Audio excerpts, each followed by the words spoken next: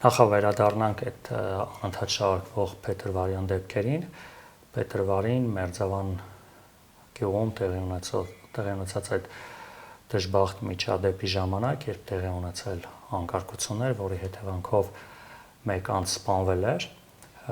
այս պահին արդեն գործը ուղարկվել է դատարան եւ մեղադրական եզրակացությունով սպանության մեղադրանք է առաջադրվել կոնկրետ անձի։ Բացի այդ մեկ անձից, մեկ տասնյակից ավել անձանց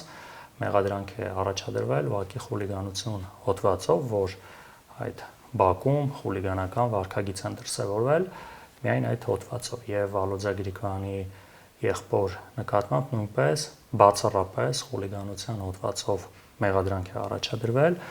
որը միանշանակ չի ընդունվում, որովհետեւ չկա որևէ փաստ, որ Վալոձա Գրիգորյանի եղբայրը այնտեղ է եղել։ Այս դեպքերը տեղի ունեցան մարտի 30-ի ընտրություններից շաբաթներ առաջ եւ նաեւ առիթ եղավ Վալոձա Գրիգորյանը այս ամենի մասով մեկնաբանություն էր տվել, որ սա բացառապես իր քաղաքական գործունեության ընտրություններից առաջ ճնշման փորձի դրսևորում է իր եղբոր ձերբակալումը, այնուհետև նաեւ կալանավորումը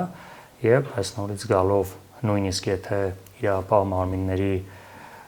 տվյալներն ենք վերցնում Վալոձա Գրիգորյանի եղբոր նկատմամբ բացառապես ուղղակի խուլիգանության մասնակցության մասով է մեղադրանք առաջադրված եւ այստեղ չկա որևէ տրամաբանություն այդ ենթադրյալ վրեժխնդրության կապը տեսնել, որովհետեւ Վալոձա Գրիգորյանի եղբայրը որովից է առնչություն, այդ թվում նաեւ մեղադրական եզրակացության մեջ սպանության հետ կապ չունի։